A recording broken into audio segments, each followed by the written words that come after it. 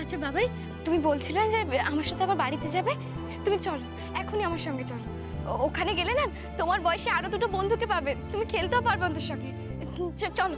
যাবো তো, কিন্তু এখন তো আমার ওই কাজটা শেষ হয়নি, সেটা আগে হোক তারপর যাব। আর বিনা কাজ শেষ করে গেলে ওই কাকুটা আমায় খুব মারবে। মারবে কেন? তোমাকে মারবে কেন?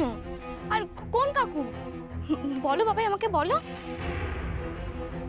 দিয়া, আরে বাচ্চাটাকে তো পেলাম না কোথাও। কোথাও দেখতে পেলে তুমি? তুমি চিন্তা করো না, বাবাই নিজে থেকে আমার কাছে ধরা দিয়েছে। এই দেখো,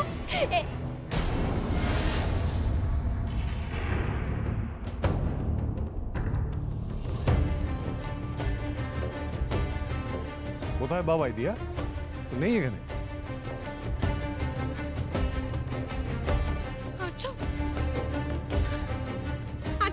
আচ্ছা বাবা এক্ষুনি এখানেই ছিল গো।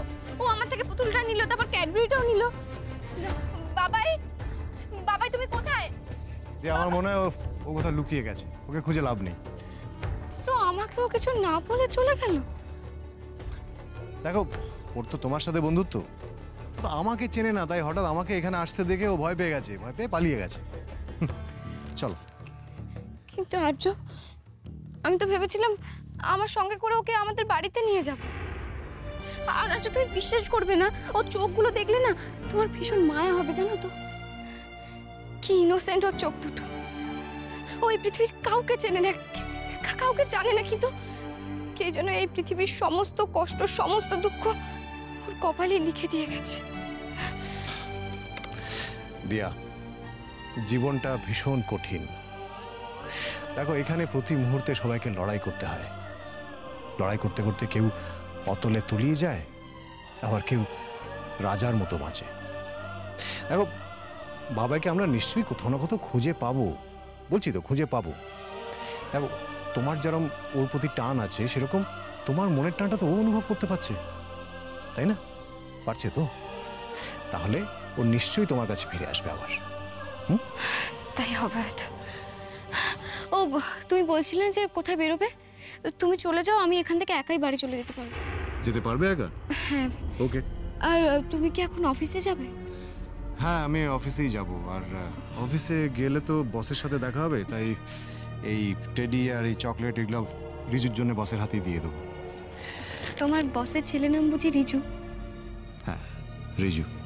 ভারী মিষ্টি নাম।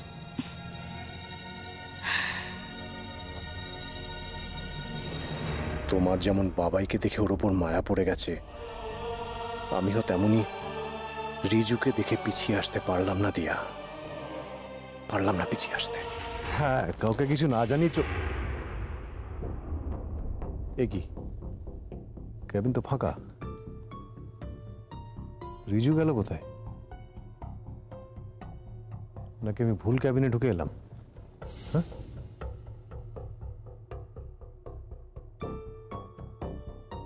102।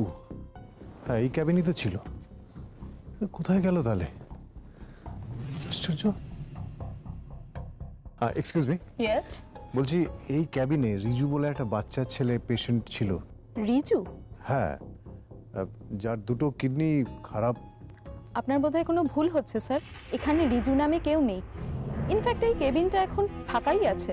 আপনি কাইন্ডলি একবার রিসেপশনে খোঁজ নিন।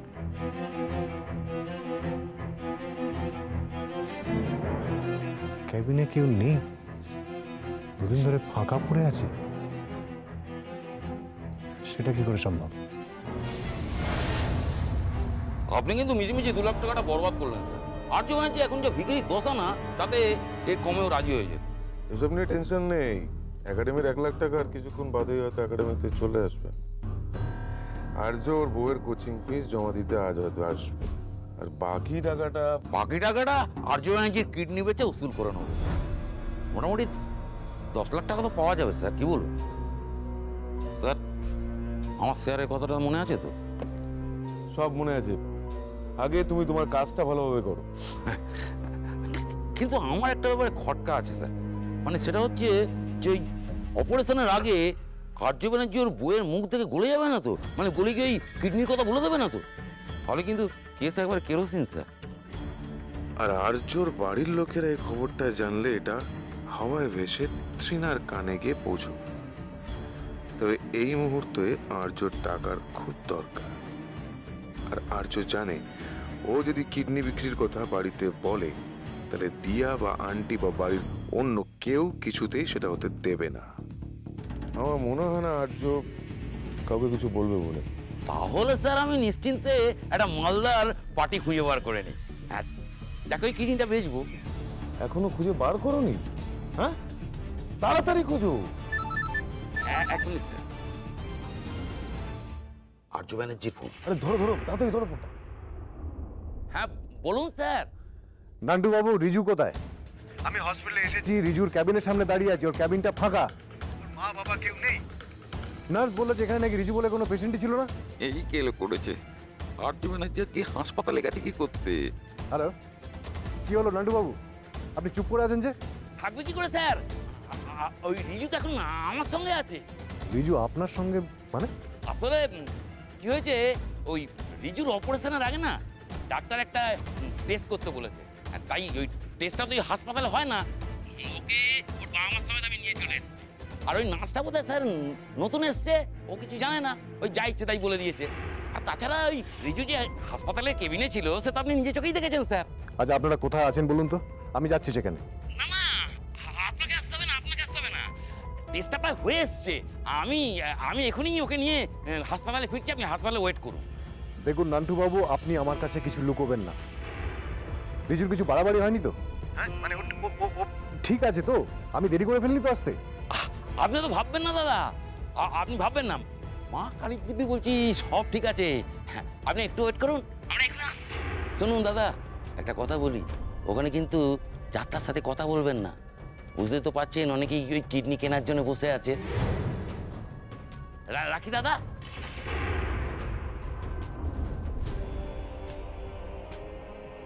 স্যার সর্বনাশ হয়ে গেছে স্যার। মানে মানে ওই আর্য ব্যানার্জি হাসপাতালে চলে এসছে, ওদিকে ওই বাচ্চা বাবা মা কেউ নেই। তো তুমি এখানে দাঁড়িয়ে আছো কেন?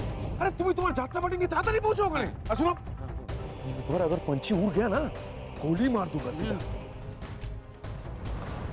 মা গো মা, রক্ষা।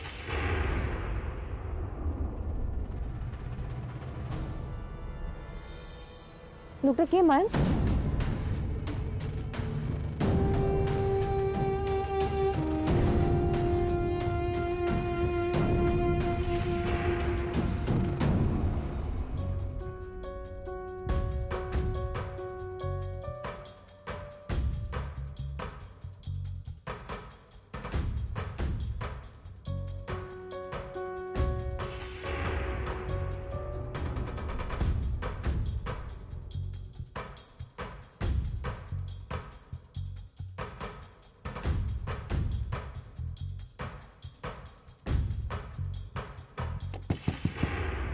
দিয়া, দিয়া দরজাটা একটু খুলবে? দিয়া, আই দিয়া দরজাটা একটু খোলো। হ্যাঁ, খুলছি।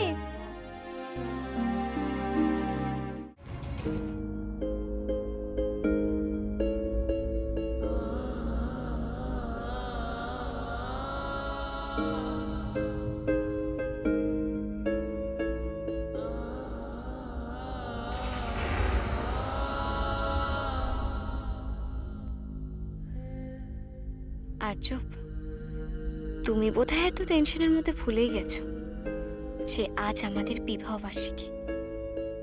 দাঁড়াও, আমি এক্ষুনি তোমাকে সব মনে করে দিচ্ছি।